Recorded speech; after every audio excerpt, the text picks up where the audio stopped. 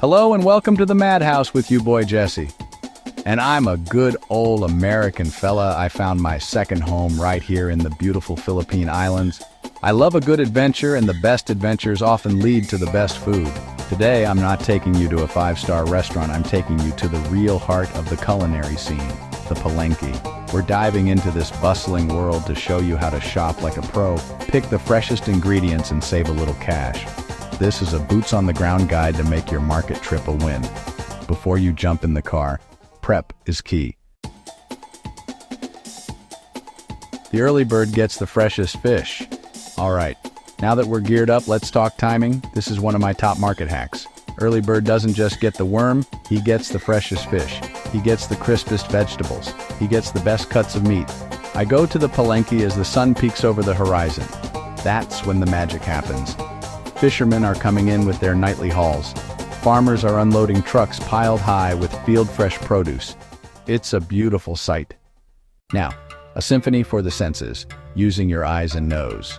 When you step into a bustling Filipino market, you're hit with a full-on sensory experience. Sights, sounds, smells. Learning to read these cues is your secret weapon. We're going to put our two most important tools to work, our eyes and our nose. Forget about fancy labels or expiration dates. Here, Mother Nature gives you all the clues you need. You just have to know how to listen. Let's look at the art of picking perfect produce. Now that we've covered the basics of using our senses, let's drill down and get specific with the produce. This is where you can find some real gems. The variety of fruits and vegetables in a Philippine market is just incredible, and much of it is grown by local farmers just a few kilometers away. When you're choosing your vegetables, I like to think of it as a treasure hunt. Don't just grab the first bunch you see. Take a moment to inspect them individually. For leafy greens, gently look under the top layer of leaves. You might find hidden wilted spots or a few little bug friends. Let's talk about some staples.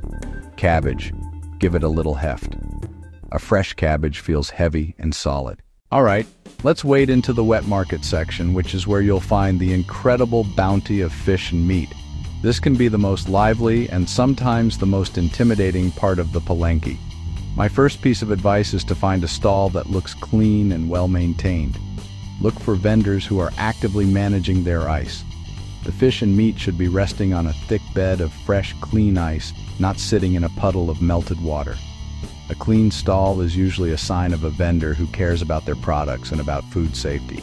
When you're zeroing in on the fish, remember what we talked about. Clear eyes, red gills, a fresh ocean smell.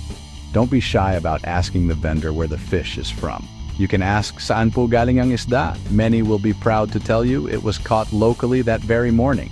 Most vendors will offer to clean, gut, and even scale the fish for you, right on the spot, usually for free or for a very small fee. You can't talk about food in the Philippines without talking about rice. It's more than just a side dish, the foundation of almost every meal. Market rice isn't boxed, it's in huge open sacks. Rows of sacks with a metal scoop. Vendors sell by the kilo on scales. Find the rice section in the dry part of the market. Vendors with multiple large sacks, each a different grain. Look closely at the grains. They should look clean, uniform in size and color, free of debris or insects. Run your hand through if allowed. The grains should feel dry and smooth. Ask the vendor about varieties. One of the best ways to make your market experience richer and more enjoyable is to learn a few simple words and phrases in Tagalog. You don't need to be fluent, not by a long shot, but making an effort to speak a little of the local language shows respect and builds an instant connection with the vendors. It can turn a simple transaction into a friendly interaction. Plus, it's just plain fun. Vendors will appreciate your effort and greet you with warm smiles. It's a real icebreaker. Let's start with the basics of being polite. In the morning, you can say, "Magandang umaga po," good morning.